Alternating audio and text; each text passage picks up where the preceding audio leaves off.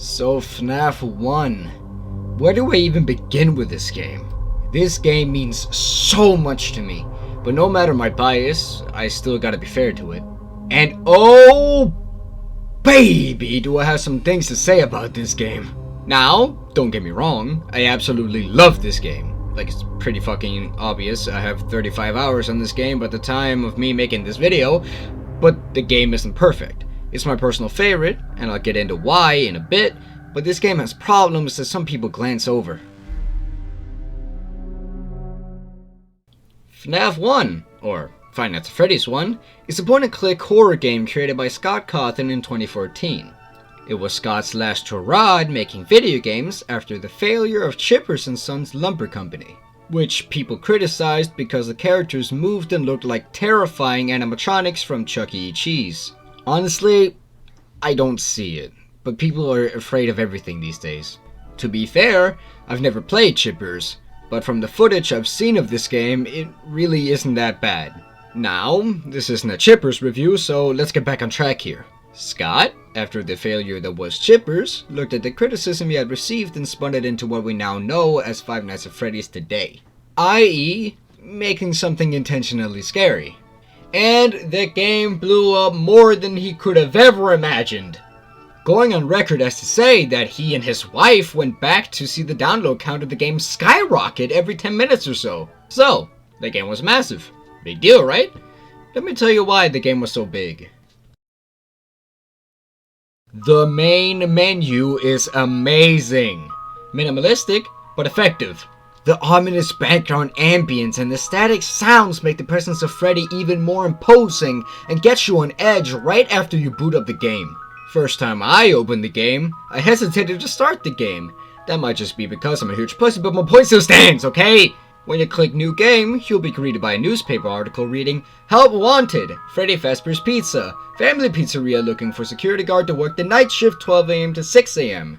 Now, you being the money-desperate dumbass you are, you choose to pick up this job and work there for 5 nights with an opportunity for overtime for a total of 7 nights. 5 nights. Total of 7. Oh yeah, it's all coming together. Also, you choose to take this job for $120 a week. Now, hindsight being what it is, that doesn't seem very fair to me. Now, inside the office, you're greeted by a shitfest. Now, let's not beat around the bush here. This office looks like shit. Not graphically, mind you, but there are fucking cobwebs in here! There are empty soda bottles in here and coupled up pieces of paper. All in all, this office looks like no one has been in here for years! And yet, the guy on the phone says that he worked here the week before I did! I actually worked in that office before you. I'm finishing up my last week now, as a matter of fact, so... But like, for fuck's sake, man, couldn't you at least have cleaned up the place a bit? Cause I sure as fuck won't do it. The guy to work after me will have a field day with this one. Jokes aside, this office shows you the vibe of this place right off the bat. This office is your safe haven, while also feeling like a prison. You feel safe, while also being on edge at the exact same time. It's a thing that the other offices from the other games just don't accomplish as much. The cameras are just as good, if not better. The static gives you a sense of, really? Are these piece of shit cameras my only way to see where they are? Yes. Yes, they are. You'll just have to deal with it. The static and the utter darkness of this fucking place is really unsettling because you have to look closely to see if anyone is in the camera. Well, if Scott chose to utilize the camera's design, really wish he did, cause it would have made the game so much scarier. The only camera he did this on was 2A, where Bonnie was shrouded in the darkness. If he had done this for every camera, the game would have been way more unnerving in my opinion. Of course, Freddy only does stuff like this, but that doesn't make it better when none of the others do. The design of these guys are great though. It's unnerving how they look family friendly, yet imposing. The way they just stare at you through the cameras and the doorways really creep me out. Well, it did. After 35 hours of playtime, it doesn't really affect me anymore, but they still creep me out when it's in the cameras because I'm less used to seeing it there. Sometimes the textures come together to make something that looks almost photorealistic. And remember, this is a 2D point-and-click game, not something that you would expect to look this good. It still amazes me how good this game looks sometimes. Let's get into the gameplay now. There are a few things that you need to know. This game is not easy if you don't know what you're doing. And if you don't know what you're doing and your nerves get the better of you, the game goes from hard to really fucking hard. Like, just look at Elliot here trying to beat the game for the second time. Please check. Fuck! He's fucking terrified! That's why this game is described as a stress management simulator. If you can't manage your stress, you won't get very far. But if there is one thing this game is good at, it's getting you on the edge of your seat. This game's atmosphere is so fucking unnerving. The lighting, the sounds, the way the animatronics stare blankly into the cameras is fucking stressful. Like, look at this shit! Ugh. Jokes aside, this game is actually pretty fucking scary in the first few playthroughs. Notice that I said first few, because this game loses its scare factor after that, making the game more so frustrating than scary when you die on repeat playthroughs. You can see a clock in the top right corner. It only shows the dead hour and no minutes. I've heard people say that it's annoying that it only shows dead hours, but I actually prefer that. I've played my fair share of FNaF fan games in my past, some of them including minutes to the clock. When you can see the minutes left, it can ease your mind because you know how much time you have left until the night is over. This game doesn't give you that privilege. That makes it insanely stressful when you are towards the end of the night, you don't have a lot of power, and the animatronics are moving like crazy. You look at the clock saying 5 AM, you think to yourself, okay, I'm almost done. But that last hour can feel like an eternity when everything is coming after you at the same time.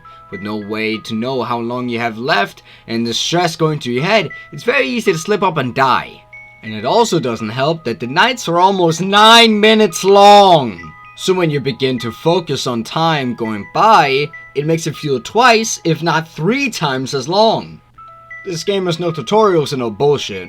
You are thrust into the game with nothing more than a camera feed and 2 doors. It's up to phone guy to tell you what's up and how to use your doors and camera system. He'll give you the basic rundown, you know, how to deal with the animatronics when they get close to you, and to save your power supply. Oh yeah, you have limited power to use all your tools with. Great! You start with 100% each night and have to keep that afloat for the whole night. The power gradually ticks down every couple of seconds, and the drain becomes faster and faster the further into the game you come. Keeping tension and difficulty high as the player gets better. Making sure that the power is a constant challenge. And everything you do, even looking at the fucking camera, drains your power. The more things you have running makes the power drain faster, so use your tools sparingly and only when necessary. Oh, and what happens when you run out of power?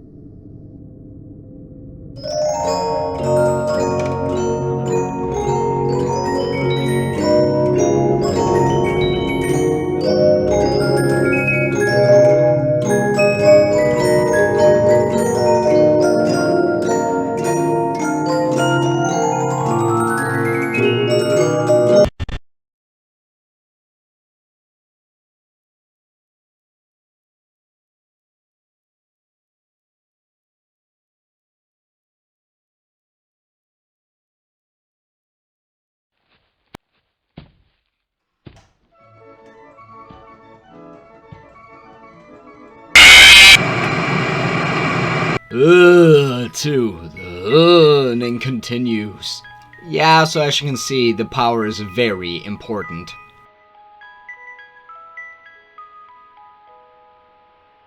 The game has you up against Bonnie, a purplish bunny with a guitar, Chica, a yellow chicken with a hunger for night-guard booty, Foxy, a fox that really likes to be looked at and will kill you if you don't follow his demands, and lastly, Freddy, a big fat bear piece of shit that is way too good at hiding in the shadows.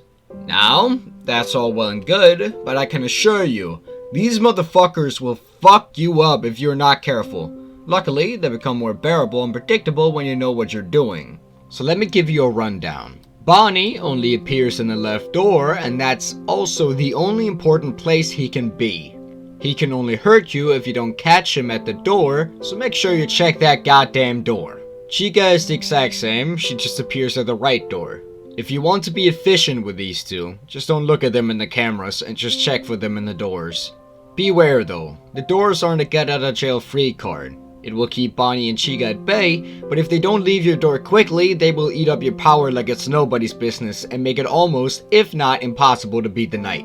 Foxy is a big old bag of dicks, no matter your skill level. Sometimes it seems like no matter how much you check on him, he'll run for you. He's basically just RNG incarnate. And oh yeah, he drains your power every time he hits your door. And to make matters worse, he drains more and more power the more times you let him hit the door. Freddy is a special case. You can cam stall him just like Foxy. Cam stalling is when you look at him and you won't be able to move. But if you lose track of him, it's tough to find him again. For example, I'll give you 2 frames of the dining area, and you can take your guess on which one he's on. As you can see, pretty fucking difficult. Now to the people who know where to look and what to look for, it's pretty easy. But for everyone else, it's pretty fucking hard. He also doesn't appear at the door. He sits in Cam 4B and just stays there. He literally won't leave unless you beat the night or run out of power. So yeah, for people who don't know what they're doing, Freddy isn't really a fair fight.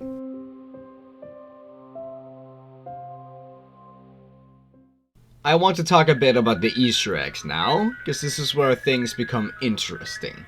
Let's start with the biggest of all, Golden Freddy. See you on the flip side. Ah, fuck you! Oh god! What the fuck? What the fuck, okay? Not okay! He only appears if you look at Cam 2B and only has 1 in a million, or around that, chance of appearing. Though, rest your little heads, you can see him up close and personal if you set the animatronics to 1987 on the custom night.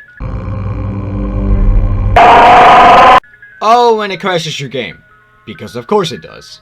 If you encounter him in-game, just like you saw Markiplier do, then you can look at him for about 3 seconds, and then you get jump scared yet again. And as before, the game will crash. Golden Freddy went from being this throwaway character put in as an Easter egg, to now being one of the most important characters in the story as we know it today. I won't get into the story now, because trying to explain that shit is harder than trying to untangle Ennard. Yeah, not a thing that any sane person would do. There is also this one where Freddy is ripping his own head apart. I don't know what it means, but I'm sure someone will find something to give it meaning. When I first saw this one, I froze. Like legit froze. When you're just playing the game, you don't expect to see an unused head and naked endoskeleton staring at you. Ugh, part 3, the final chapter. This one I've only gotten once. In the East Hall, the poster can change to a poster of crying children? Or a teaser of the puppet? I'm honestly not sure, but it's cool nonetheless. There is also a chance that it changes to "It's me" written on the wall. On the topic of "It's me" Easter eggs, after Foxy runs for you, there is a chance that the sign in front of the curtains can change to say "It's me." This Easter egg happens way more than all the others from my experience. And the last of the trilogy of "It's me" Easter eggs, we have the hallucinations. What the fuck? What? Already? That was too quick! They pop up randomly while playing and can scare you if you don't expect them to pop up. On Cam 4B, you see this "Rules for Safety" poster, outlining the rules for the restaurant funny enough. This poster, however, can change to newspaper articles outlining the 5 missing children's incident. And, of course, the classic, honking Freddy's nose on the poster in the office.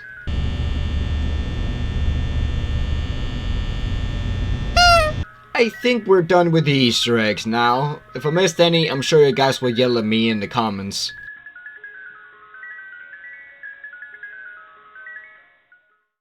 Every piece of this game seems so thought out and carefully planned. And when something bad pops up, it's very obvious. This game has so many good things about it, but also so many missed opportunities. The biggest missed opportunity, in my opinion, was how it handled the animatronics and the camera. I also think that the nights are way too long. In the beginning, it isn't really a problem and adds to the stress factor of the game. But if you choose to sit down to beat the whole game in one sitting, and trust me, I know a thing or two about that, it just begins to drag on. The game's total playtime, if you play from night 1 to 5, is around 50 minutes. That might sound okay, reasonable at first, but then you have to remember that all the other FNaF games are only 20 minutes long. The absolute lack of story outside Easter eggs that pop up randomly just make the game feel stale and boring after a while because it's just more of the night before. Yes, I know that phone guy tells some story in the phone calls, but it's so thin as to be completely useless information if not for the other games that came after. And we also have to remember that this was supposed to be the last game Scott would ever make, which means that this thin-ass story we got out of this game was all we would have. I would have set a new newspaper article in between each night transition with extra story bits that would give the players some downtime to calm down and give them the admitted fascinating story that this game has, and it would give space to flesh out the story so it isn't the equivalent of headwords.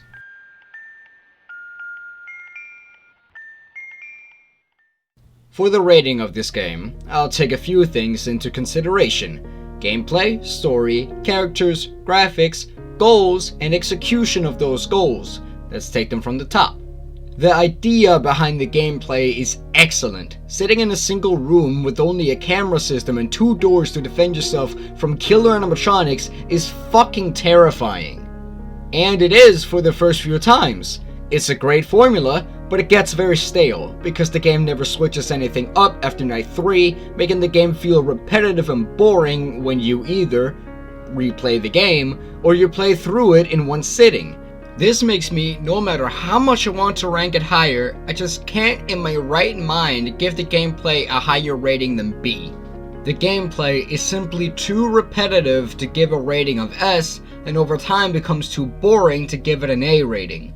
So I just have to give the gameplay a B rating. Okay, this is by far the worst handled part of the whole game. The story is so thin that it explains nothing. The only useful story is relegated to Easter eggs, and even then, it makes zero sense at all unless you have the context from the other games. All in all, this game gives so little in terms of story that it might as well not have been there at all. Like, for fuck's sake, the bite of 87 was mentioned in this game, and it still hasn't been explained at all. The only thing we know is that the victim lost their frontal lobe and survived it. To be fair, the story we got was interesting, but so thin and so disconnected to itself that I can't rate the story higher than a C, and even that is generous. The only reason it's not a D is because of how fascinating the story is. Well, the little story we got. The reason this review didn't have a story section is precisely because there's so little story to talk about. Yep, C. I don't need to say more. There isn't a lot of character in the characters. This is not a downside, however. I like that the animatronics are silent, staring, and animal-like, and I like how Phone Guy seems to know more than he lets on, and when he dies, he sounds content, like he was waiting to die. Seems interesting. The fact that Mike Schmidt, your player character, doesn't talk or react to anything that happens is also a good thing. It lets you immerse yourself into Mike, making your reactions his reactions. All in all, I would say that the characters get a solid S ranking. There might not be much here, but what is there is fucking great. The graphics are an easy S rank. Name a 2D point and click game that isn't this one that has frames that look almost photorealistic. Do I have to say more? I don't think so. S rank. The goal of the game is to scare you, obviously, and it's really good at doing so. The game is so good at building tension and freaking you out, making the game really stressful, but in the execution it falls apart a little. The game repeats the same beats again and again to the point where it isn't scary towards the end of the game, which makes me give this an A ranking. If the game kept things fresh and switched things up, it would definitely be an S rank, but because the scare factor falters, I I have to drop it by 1 rank, so A rank it is. Overall, the game is an A rank, not a bad rank at all, and one to be proud of from your first horror game ever. So great work, Scott! You made an awesome game and gained a lot from it. Definitely not a perfect game, it has some glaring issues, but overall, a good experience that's worth your time.